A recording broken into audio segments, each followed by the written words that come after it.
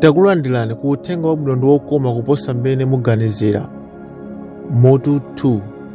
Chikhalidwe chachilungamo. Pali ena mwa mawu ovuta kwambiri a m'Baibulo ananenedwa ndi Yesu. Pa Mateyu chapter 5 timapezamo ochepa chabe. Mateyu 5:20 akuti, pakuti ndinena kwa inu, ngati chilungamo chanu sichiposa cha Alembi ndi Afarisi, simudzalowa konse mu ufumu wakumwamba. Mateyu 5:20.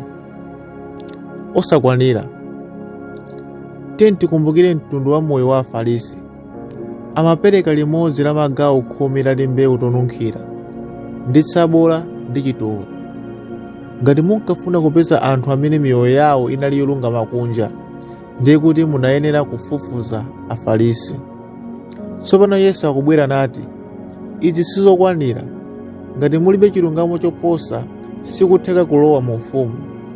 Ambiri mwa anthu amenewo mwina ankaganiza kuti mawu awa ndi ovuta, koma tichite chiyani?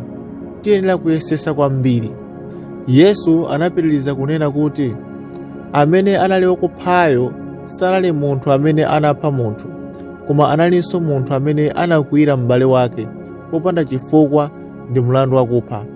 Mwamuna samakhala chigololo pongogonana ndi mkazi wa munthu wina, komanso chifukwa chokhala ndi chilakolako kapena cholinga m'maganizo mwake. M'mipingo yambiri muli amuna amene amaganiza za zimenezi, ndipo amazindikira kuti sali oyenera kupita kumwamba, koma amakhalabe ndi chiyembekezo chakuti tsiku lina mwakugwira ntchito molimbika ndi kulanga mosamalitsa ndi kuziphunzitsanso maganizo awo, akhoza kubweretsa maganizo awo pansi pa chilango. Koma onani zimene Yesu ananena kumapeto kwa mutuwo. Iye anapitiriza kuchititsa zinthu kukhala zovuta kwambiri. Mu ndime 48 akuti, chifukwa chake khalani inu angwiro monga Atate wanu wakumwamba ali wangwiro. Mateyu 5:48. Mumatani mukawerenga mawu ngati awa? Anthu ena amataya manja awo ndi kusiya, koma Khristu wamba amati ndiyenera kuyesesa kwambiri. Ngakhale kuti ndikhale wangwiro monga mmene alili, ndiyenera kuyesa kwambiri. Zona zake nzakuti ambiri mwa anthu amenewa amayesesa kuziletsa pofuna kusangalatsa Mulungu. Amakhala oona mtima kotheratu. Iwo akuchita ndi zimene akuganiza kuti Mulungu akufuna. Sikuti nthawi zonse amakondwera ndi kuziletsa, koma m'malo mwake sadziwa kwenikweni za chikhalidwe cha chilungamo chenicheni ndi mmene angachipezere. Ndikofunikira kuti timvesese izi, chifukwa ngati sitichita bwino tingathe kuchita khama kwambiri ndi kupeza kuti zonsezo zinali pachabe. Kuti timvese nkhani, tikapitane funso lakuti chilungamo nchiyani, kuti tingafotokoze bwanji. Limodzi mwa matanthauzo otchuka kwambiri limati chilungamo ndicho kuchita bwino. Akhristu ambiri aona kuti tanthauzo limeneli ndi kufotokoza bwino kwa chilungamo, chifukwa pa 1 Yohane 3:4 Baibulo limati yense wakuchita tchimo aphwanyanso lamulo, pakuti tchimo ndilo kuphwanya lamulo. 1 Yohane 3:4. Kotero zikuoneka ngati nkhani yakulingalira kosavuta. Timamaliza kunena kuti ngati uchimo uli kuphwanya lamulo, ndiye kuti mwachionekere chilungamo ndi chosiyana ndi uchimo. Choncho chiyenera kukhala chophweka kumvera lamulo. Choncho timaona kuti pofuna kupewa uchimo timangosiya kusamvera malamulo, ndipo kuti tipeze chilungamo timangomvera lamulo. Pamwamba pa izi zikuoneka ngati mfundo yomveka ndipo kwenikweni ndi kusiyana pang'ono. Iyi ndi mfundo yoyamba yomwe chipembedzo chilichonse chomwe sichili cha Chikhristu chakhazikika. Ngakhale nthawi zambiri malamulo oti azitsatidwa amakhala osiyana. Chofesa chisoni nchakuti Akhristu akhala osokera, osadziwa bwino mfundo za uthenga wabwino, kotero kuti alandira filosofi yofanana ndi yachikunja pofuna chipulumutso. Lingaliro likulu la filosofi iyi ndiloti kupulumutsidwa kapena kutayika ndi zomwe timapeza ndi zomwe timachita. Chilungamo nchilamulo. Zonadi, tikamata nthauzira uchimo ndi chilungamo malinga ndi zomwe timachita, ndiye kuti mfundo yathu yolozera iyenera kukhala lamulo, chifukwa lamulo ndi muyeso wa Mulungu omwe amatidziwitsa chomwe chili chabwino ndi cholakwika. Koma tiye tione zimene Baibulo limanena pa Galatiya 3 verse 11 ndi 12. Koma kuti palibe munthu ayesedwa olungama ndi lamulo pamaso pa Mulungu, pakuti olungama adzakhala ndi moyo ndi chikhulupiriro, ndipo lamulo silili la chikhulupiriro, koma munthu wakuchita izi adzakhala ndi moyo mwa izo. Galatiya 3 verse 11 ndi 12. Olungama amakhala bwanji? Akuti olungama amakhala ndi chikhulupiriro, koma lamulo silichokera ku chikhulupiriro. Choncho mwachionekere olungama sangakhale ndi lamulo. Pofunafuna chilungamo sitidzachipeza ngati tichifunafuna pa maziko akumvera lamulo. Verse 21 akuti, nanga kodi chilamulo chimatsutsana ndi malonjezo a Mulungu? Msatero ayi, pakuti chikadapatsidwa lamulo lakupasa moyo, chilungamo chikadachokeradi mwa lamulo. Galatiya 3 verse 21. Zomwe mavesi akutiuza ndi kuti Mulungu akadapanga chilungamo kudzera m'chilamulo chikadatheka, koma chinthu choterocho nchosatheka. Choncho pofunafuna chilungamo sitingagwirizane ndi lamulo. Akhristu ambiri amaona zomwe akupana nazo pa chipembedzo potengera malamulo, komanso ubale wawo ndi Mulungu potengera malamulo. Ngati akwanitsa kukhala omvera moyenerera ku zofunika za lamulo, amazimva kuti ali m'chiyanjo cha Mulungu. Koma ngati akhala osamvera, amazimva kuti ali otalikirana ndi Mulungu, ndipo akufunika kuyamba kumvera Mulungu asanawalandire. Pomanga pa maziko awa, akumanga pa chinthu chosagwira ntchito, pakuti palibe munthu azayesedwa olungama ndi ntchito za lamulo. Chilungamo sichingapangidwe ndi kumvera kwathu ku lamulo. Popanda lamulo. Fundo imeneyi ikusindikanso pa Roma 3 verse 21. Koma tsopano chilungamo cha Mulungu chopanda lamulo chaonekera, chochitiridwa umboni ndi chilamulo ndi aneneri. Roma 3 verse 21. Taonani zimene vesi likunena. Imalankhula za chilungamo cha Mulungu, ndipo imanena izi popanda lamulo. Awa ndi mawu odabwitsa. Kodi mtumwi Paulo akutanthauza chiyani ponena kuti popanda lamulo? Zimene akunena nzakuti pali chilungamo chimene chilipo, koma kuchipeza sikukhuzana ndi lamulo. Kuti zimenezi zingatheke bwanji? Chilungamo ichi chikunenedwa kukhala chilungamo cha Mulungu. Tsopano ngati kuli kopanda lamulo, kuchipeza kungakhale pa maziko akusunga lamulo kapena ubale ndi lamulo? Sizingadalire pakuchita kwathu kuyenera kapena kulakwa kwathu. Lingalirolo likupitirizidwa mu ndime 22. Chilungamo cha Mulungu chimene chili mwa chikhulupiriro cha Yesu Khristu kwa onse ndi pa onse akukhulupirira, pakuti palibe kusiyana. Roma 3 verse 22. Mitundu iwiri ya chilungamo. Apa tikuona Baibulo likuyerekezera mitundu iwiri ya chilungamo. Pali chilungamo cha chilamulo ndipo pali chilungamo cha Mulungu chopanda lamulo. Ndikofunikira kuti tizindikire kuti pali chilungamo chomwe sichimakhuzana ndi kumvera lamulo. Chilungamo ichi chikunenedwa kukhala chilungamo cha Mulungu. Tsopano chilungamo cha chilamulo chimati munthu wakuchita izi azakhala mwa izo. Galatiya 3 verse 12. Koma kodi chilungamo cha Mulungu chimati chiyani? Verse 22 imati, ndi kwa onse ndi pa onse amene angukhulupirira. Zindikirani, wina amafuna kuchita ndilo lamulo, winayo amafuna kukhulupirira, ameneyo ndiye Mulungu. Choonadi ichi chaonekera bwino mu zochitika za Abrahamu. Timawerenga pa Roma 4 verse 3. Pakuti lembo linena chiyani? Abrahamu anakhulupirira Mulungu, ndipo kudawerengedwa kwa iye chilungamo. Roma 4 verse 3. Zodabwitsa, monga wina aliyense, Abrahamu ankafuna chilungamo. Baibulo limati iye anakhulupirira Mulungu. Kodi iye anachita chiyani? China chake chinachitika m'maganizo mwake, mu maganizo ake kwa Mulungu. Ndipo pamene chinachitika, nthawi yomweyo Mulungu anamuyesa olungama. Nthawi yomweyo analandira zimene anthu akhala akuzifunafuna movutikira, ndipo anazipeza mwakungokhulupirira Mulungu. Mtumwi Paulo anamvetsa bwino njira ya chilungamo, ndipo anapereka umboni wake pa Philippians 3 verse 69.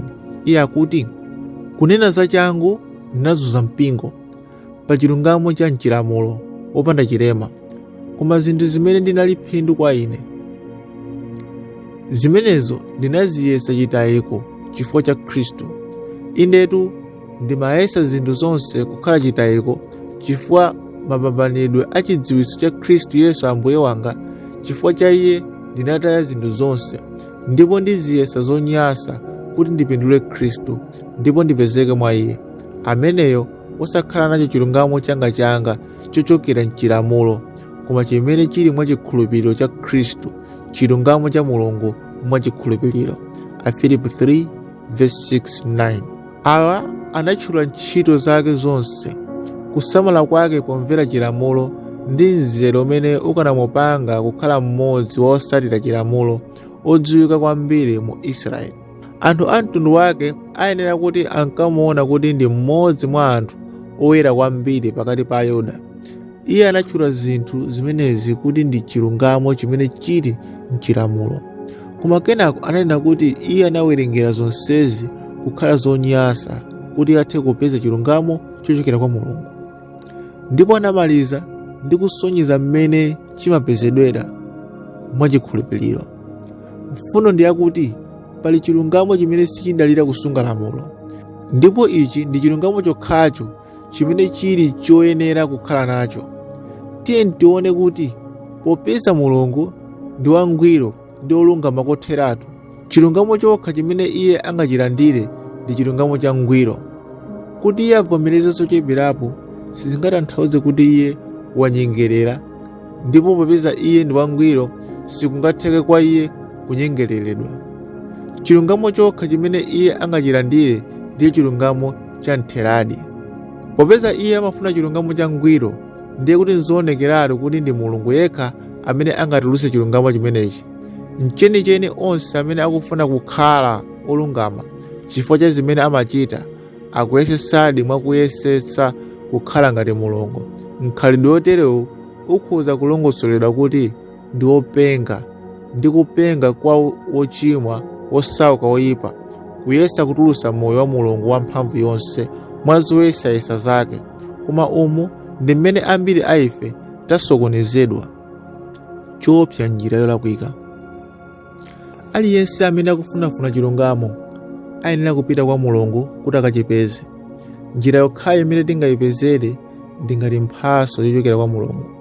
Wofunafuna mwa njira ina iliyonse azatopa osapindula kanthu. Izi ndi zimene Ayuda monga fuko linachita. Aroma 9:30-32 akuti, nanga tsono tizatani kuti amitundu amene sanasata chilungamo anafikira chilungamo, ndicho chilungamo cha chikhulupiriro, koma Israeli osala lamulo la chilungamo sanafika ku lamulo la chilungamo. Chifukwa chiyani? Chifukwa iwo sanachifune mwa chikhulupiriro, koma monga mwa ntchito za lamulo, pakuti anakhumudwa mwa mwala wokhumudwitsawo. Aroma 9:30-32. Ndani akanayesa zolimba kuposa Israeli? Baibulo limati iwo anasata chilungamo, ndipo zomwe adali kufunafuna usiku ndi usana koma sadazipeze. Koma apa pali amitundu kuti akufunafuna chilungamo? Ayi, koma amamva uthenga wabwino ndipo amachita chiyani? Amakhulupirira, ndipo nthawi yomweyo amapeza zomwe Ayuda pogwira ntchito zolimba sanazipeze. Chinali chikhulupiriro ndi chikhulupiriro chokha chimene chinalandira madalitso a chilungamo. Tiyenera kuphunzira kuti zolinga zathu zonse zabwino sizidzathandiza pofunafuna chilungamo ngati kuchifunafuna njira yolakwika, ndipo zimene chitsanzo cha Ayuda chimenechi chikutiphunzitsa. Ndiye tikuti chiyani? Kuti chilamulo chimatsutsana ndi chilungamo cha Mulungu? Kodi chilungamo cha Mulungu chimatsutsana ndi lamulo? Kodi lamulo lingakhale lofunika bwanji ngati silingalipange kukhala olungama? Zingakhale zofunika bwanji ngati sindikuzifuna kuti ndikhale olungama? Khalidwe la Mulungu lifotokozedwa. Malamulo khumi akufotokozedwa ngati cholembedwa cha chikhalidwe cha Mulungu. Mwina mwake zingakhale zolondola kunena kuti iwo ali chisonyezero cha khalidwe la Mulungu. Mawu ena Malamulo khumi amatiuza mmene Mulungu alili, ndipo chisonyezero cha chifuniro cha Mulungu kwa anthu. Koma mwachionekere ngati ichi ndi chimene Mulungu akufuna kwa ife, ndiye kuti chiyenera kukhala chisonyezero cha zimene zili mu mtima mwake. Munthu wokhulupirika amangopanga malamulo amene amaona kukhala olungama ndi abwino. Ndi zoonekeratu pamenepo kuti lamulo silingakhale losemphana ndi chilungamo cha Mulungu, chifukwa ngati lilidi kufotokoza kwa Mulungu chisonyezo cha khalidwe lake, ndiye kuti lilidi kufotokoza kapena kulongosola chilungamo chenicheni. Chifukwa chake Paulo akutiuza mu Roma 7:12, chifukwa chake chilungamo chili choyera ndi lamulo ndi loyera ndi lolungama ndi labwino. Roma 7:12. Koma malamulowa si chilungamo mwa iwo okha, sabweretsa kapena kutulutsa chilungamo, koma amangofotokoza chilungamo. Pamene Mulungu anatsikira pa phiri la Sinai ndi kupereka malamulo khumi kwa Mose, chilungamo sichinabwere mwadzidzidzi, chinali chionesero chabe cha china chake chimene chakhalapo nthawi zonse. Mulungu adangofotokoza khalidwe lake ndi kuliyika m'mawu mu malamulo khumi. Ngati tingamvetse zimenezi, tizatha kumvetsa kuti lamulo nchiyani. Tizamvetsetsa kuti malamulo khumi amangolongosola chilungamo. Kuti tingapeze chilungamo m'mafotokozedwewo? Ayi. Ngati kufuna chilungamo, tiyenera kupyola mafotokozedwe. Akhristu ambiri amasokonezeka pa mfundo imeneyi. Iwo amapita ku lamulo limene limangofotokoza za chilungamo, ndipo amafuna kupeza chilungamo m'chilamulo. Koma ngati tikufuna chilungamo, tiyenera kupita ku magwero a chilungamo, ndipo pali malo amodzi okha oterowo m'chilengedwe chonse. Tiye tione fanizo. Ndili ndi chithunzi cha mkazi wanga. Mukuyang'ana chithunzichi mutha kuona mtundu wa sisi lomwe ali nalo, mutha kudziwa momwe akumwetulirira, mutha kuona mtundu wa khungu lake, ndipo mutha kudziwa zambiri za iye pongoyang'ana chithunzichi. Mwina mungamusankhe pa gulu la anthu chifukwa choti mwaona chithunzichi. Tiyerekeze kuti nditenge chithunzichi kulikonse ndikupita, ndipo nthawi zonse ndimakhala ndikupyopyona ndi kuchikumbatira. Tiyerekeze kuti ndapita nacho kukagona nacho usiku. Kodi izi zidzandikhutitsa? Inde sichoncho, pokapoka ngati ndili wopenga. Chithunzichi chikukufotokozera chabe, ndipo chimakhala ngati chikumbutso, koma sichingandikhutitse. Kuti ndikhale wokhutira, ndiyenera kupeza zenizeni. Momwemonso ngati mukuyang'ana chilungamo, muyenera kupitirira zomwe zili m'malamulo. Apo ayi, zonse zomwe mungachite ndi kuzikhumudwitsa.